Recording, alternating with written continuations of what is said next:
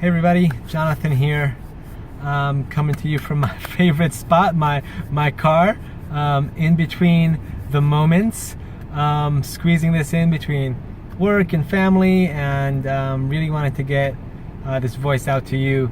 I wanted to respond to Allison Darley and acknowledge you for bringing your voice into our Facebook community and commenting on the self-doubt video and asking about self-sabotage. It takes a lot of courage to just write what you're thinking and feeling and share it, and I really want to acknowledge you for that, and I'm really grateful, because that's what brings the conversation, that's what helps people, and that's what heals our hearts ultimately, is the community and recognition and support. So thank you. So bringing our attention to self-sabotage. In that video I was talking about self-doubt, and self-doubt has a lot to do with self-sabotage naturally, and you can kind of make that intuitive connection, but I'll go into it a lot deeper in a minute. It also has to do with dealing with other people's negativity, which is a video I think I made yesterday, dealing with other people's negativity. So for me, as I was thinking about self-doubt today since seeing that comment, really diving deep into that and asking myself what's behind self-sabotage, what is self-sabotage? And of course, the first thing that came to mind was self-sabotage isn't the self-sabotaging the self at the end of the day. It's our fear of what other people are going to do and say that is preventing us from doing and saying what we want to do and say. So to clarify that for a second, think of self-sabotage as a fear of success.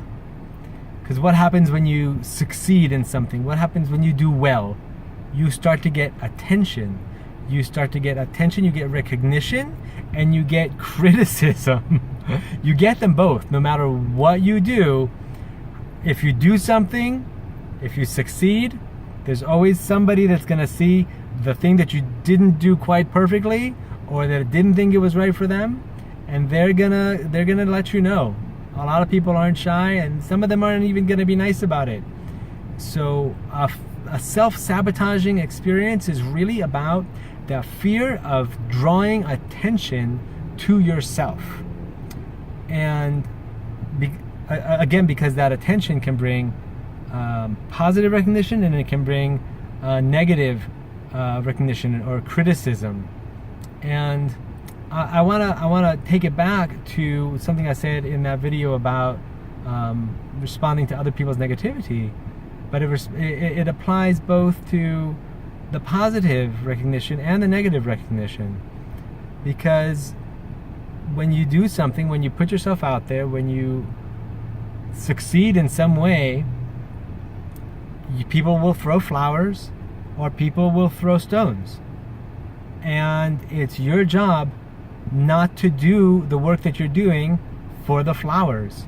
And it's your job not to let those stones hit you, to just be transparent, to let them flow right through you.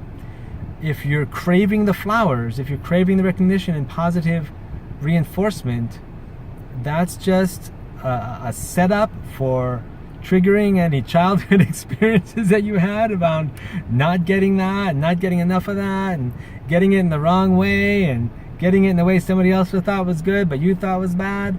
It's just a cluster, you know what, in your mind when you go down that route. If you're not doing it for the inner voice, if your soul isn't calling you into the work that you're doing and into what you're offering, then don't do it. If you're doing it because somebody's going to tell you did a good job, don't do it.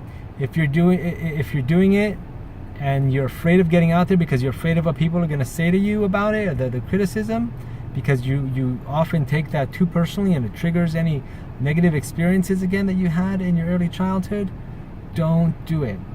Because if you're let me take that back, because saying don't do it because you're afraid is not exactly what I mean. I'm saying don't get into it craving the good and trying to push away the bad. Go into it from a whole heart, knowing that you're doing the right thing for yourself or for the community or for your friends or whatever it is, whatever you're showing up for, knowing that it's your heart's desire to be there.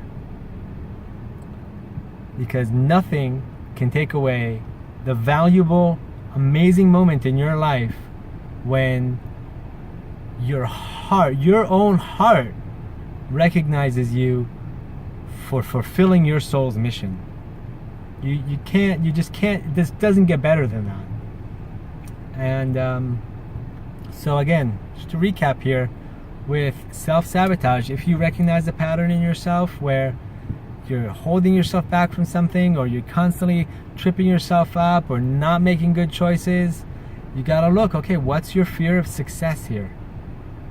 What's going to happen if I get attention or recognition for doing this? Are people going to expect things from me after that I don't want them to expect me? Is my identity going to change? Am I craving recognition that I'm afraid I'm not going to get? Am I afraid of the criticism that I'm going to get? All of that is a mental maze that if you allow yourself to get into, you will never get out of.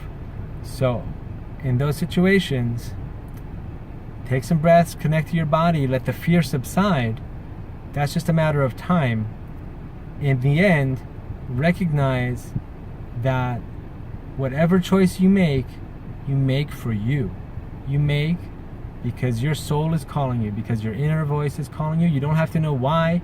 You don't have to know what the outcome is going to be. Your job is to pour your heart out into the world, because that's how more light gets into the world. And Lord knows we need more light in the world. So please, everybody encourages you to open that heart, shed your light on the world for you, because you will reward yourself from inside yourself when you do. Thank you so much for listening, and thank you for commenting and sending me your thoughts through whatever medium you do.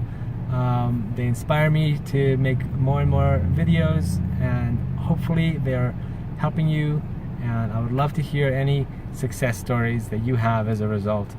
Really encourages me, and I know it encourages other people. Thanks again.